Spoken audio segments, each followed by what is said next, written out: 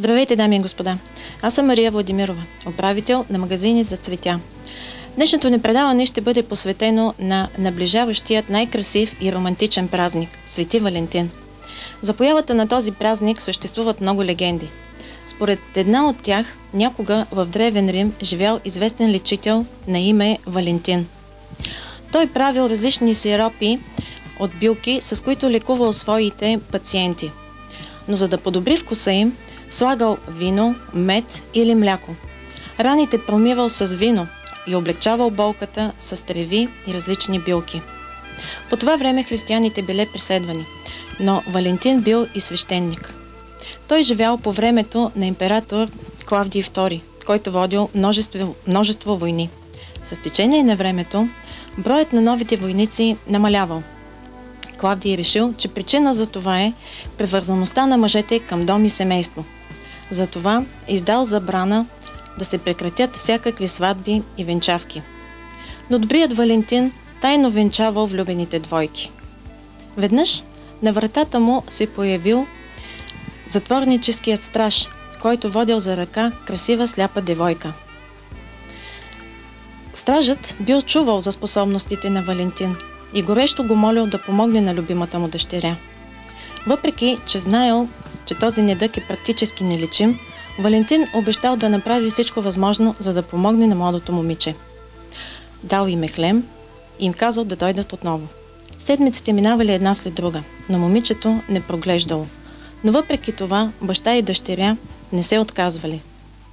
Един ден в дома на Валентин нахлули римски войници. Те унищожили всички лекарства, а Валентин арестували. Хвърлили го в тъмница, поради това, че нарушил забраната за венчавките. Отчаян и тъжен, Валентин не спирал да мисли за сляпата девойка.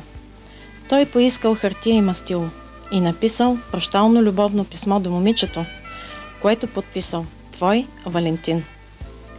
Още същия ден, на 14 февруари 270 година, смъртната присъда била изпълнена. След като се прибрал в къщи, бащата дал писмото на своята дъщеря. Момичето отворило писмото и вътре намерило жълт шефран. Поело цветето в своите ръце и станало чудо. Девойката прогледнала. Тя успяла да види изкрящите цветове на красивото цвете. През 496 година римският папа забранил всички тържества в чест на бог Пан, но той провъзгласил 14 февруари за ден на Свети Валентин, закрилникът на всички влюбени. Съществуват и други легенди, свързани с появата на първите картички валентинки.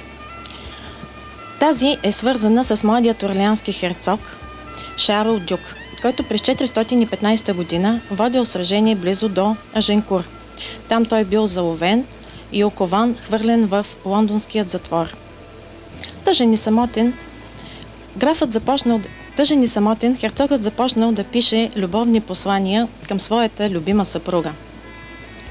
Около 60 броя от тях се пазят и до днес в Британският музей. Още през 14 век се установила традицията да се разменят любовни послания. Като през 19 век тези любовни послания били заменени от масово произвеждани готови картички. През 20 век традицията се разширила. Любовните послания били придружавани с подаръци.